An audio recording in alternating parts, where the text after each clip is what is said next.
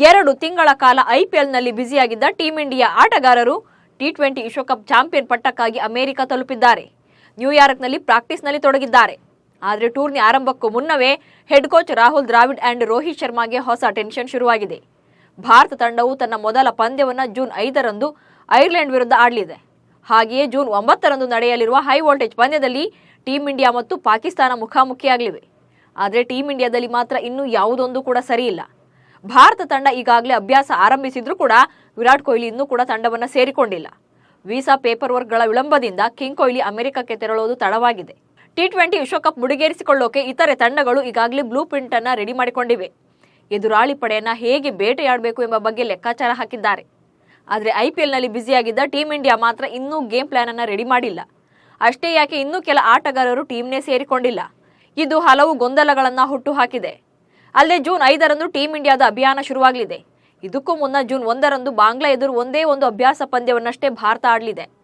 ವಿಷಯ ಅಂದರೆ ತಂಡದಲ್ಲಿರುವ ಹಲವು ಆಟಗಾರರಿಗೆ ಅಮೆರಿಕ ಹಾಗೂ ವೆಸ್ಟ್ ಇಂಡೀಸ್ ಕಂಡೀಷನ್ನಲ್ಲಿ ಆಡಿದ ಅನುಭವನೇ ಇಲ್ಲ. ಇದೆಲ್ಲಕ್ಕಿಂತ ಮಿಗಿಲಾಗಿ ಈ ಕಂಡೀಷನ್ ಭಾರತೀಯ ಹವಾಮಾನಕ್ಕೆ ತದ್ವಿರುದ್ಧ. ಹೀಗಾಗಿ ಈ ವಾತಾವರಣಕ್ಕೆ ಒಗ್ಗಿಕೊಳ್ಳುವ ಚಾಲೆಂಜ್ ಕೂಡ ಟೀಂ ಇಂಡಿಯಾ ಆಟಗಾರರಿಗಿದೆ.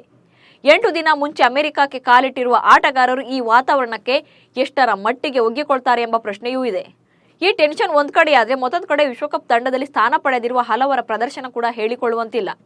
ವಿರಾಟ್ ಕೊಹ್ಲಿ, ಜಸ್ಪ್ರೀತ್ ಬುಮ್ರಾ, ಹರ್ಷದೀಪ್, ಕುಲ್ದೀಪ್ ಯಾದವ್ರನ್ನ ಬಿಟ್ರೆ ಉಳಿದೆಲ್ಲ ಆಟಗಾರರು ಐಪಿಎಲ್ನಲ್ಲಿ ಪರದಾಡಿದ್ದಾರೆ. ನಾಯಕ ರೋಹಿತ್ ಶರ್ಮಾ, ಹಾರ್ದಿಕ್ ಪಾಂಡ್ಯ, ಶಿವಮ್ ದುಬೆ, ರವೀಂದ್ರ ಜಡೇಜಾ, ಮೊಹಮ್ಮದ್ ಸಿರಾಜ್ ಕೂಡ ಫಾರ್ಮ್ನಲ್ಲಿಲ್ಲ. ಸಂಜು ಫಾರ್ಮ್ನಲ್ಲಿದ್ರೂ ಕೂಡ ಚಾಲೆಂಜಿಂಗ್ ಕಂಡೀಷನ್ನಲ್ಲಿ ಕೈಕೊಟ್ಟಿದ್ದಾರೆ. ಇದೇ ಈಗ ಟೀಂ ಇಂಡಿಯಾ ಪಾಲಿಗೆ ದೊಡ್ಡ ತಲೆನೋವಾಗಿದೆ. ಹಾಗೆ ಹಲವು ವಿಚಾರಗಳಲ್ಲಿ ಕ್ಲಾರಿಟಿಯೇ ಇಲ್ಲ. ವಿಶ್ವಕಪ್ ಬರುತ್ತೆ ಆದರೆ ತಿಂಗಳುಗಳ ಮೊದಲೇ ಟೀಮ್ ಕೂಡ ಸಿದ್ಧವಾಗಿರುತ್ತೆ. ಯಾವ ಸ್ಲಾಟ್ಗೆ ಯಾರನ್ನ ಫಿಕ್ಸ್ ಮಾಡಬೇಕು, middle order, all-rounders, spinner, fast bowlers, ಹೀಗೆ ಎಲ್ಲ ಸ್ಲಾಟ್ಗಳಲ್ಲಿ ಇಂತಹ ಆಟಗಾರರೇ ಫಿಕ್ಸ್ ಅಂತ ರೆಡಿಯಾಗಿರಬೇಕು.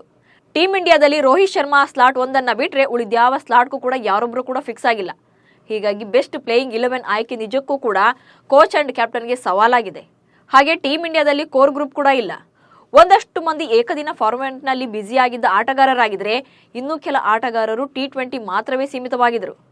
ಈ ಪೈಕಿ ರೋಹಿತ್ ಹಾಗೂ ವಿರಾಟ್ ಕೊಹ್ಲಿ ಐಪಿಎಲ್ ಆರಂಭಕ್ಕೂ ಮುನ್ನವೇ ಟಿ20ಗೆ ವಾಪಸ್ಸಾಗಿದ್ರು. ಬುಮ್ರಾಗೂ ಕೂಡ ಐರ್ಲೆಂಡ್ ಸರಣಿಯೇ ಲಾಸ್ಟ್ ಆಗಿತ್ತು. ಇಂಜುರಿಯಿಂದ ದೂರವಾಗಿದ್ದ ಹಾರ್ದಿಕ್ ಐಪಿಎಲ್ ಬಳಿಕ ಆಡ್ತಿರೋ ಫಸ್ಟ್ ಟಿ20 ಮ್ಯಾಚ್ ಇದು. ಪಂತ್ಗೂ ಕೂಡ ಇದೇ ಲಿಸ್ಟ್ನಲ್ಲಿದ್ದಾರೆ. ವಿಶೇಷ ಅಂದ್ರೆ ವಿಶ್ವಕಪ್ ತಂಡದಲ್ಲಿರೋ ಆಟಗಾರರು ಮಹತ್ವದ ಟೂರ್ನಿಗೂ ಮುನ್ನ ಒಟ್ಟಾಗಿ ಒಂದೇ ಒಂದು ಟಿ20 ಸರಣಿಯನ್ನು ಆಡಿಲ್ಲ. ಇದರಿಂದ ತಂಡದಲ್ಲಿ ಸಮನ್ವಯತೆ ಕೊರತೆ ಕಾಡುವ ಆತಂಕ ಕೂಡ ಇದೆ. ಒಟ್ನಲ್ಲಿ ವಿಶ್ವ ಗೆಲ್ಲೋಕೆ ಸಿದ್ಧವಾಗ್ತಿರೋ ದ್ರಾವಿಡ್ ಮತ್ತು ರೋಹಿತ್ ಮುಂದೆ ಸವಾಲುಗಳ ಪಟ್ಟಿಯೇ ಇದೆ.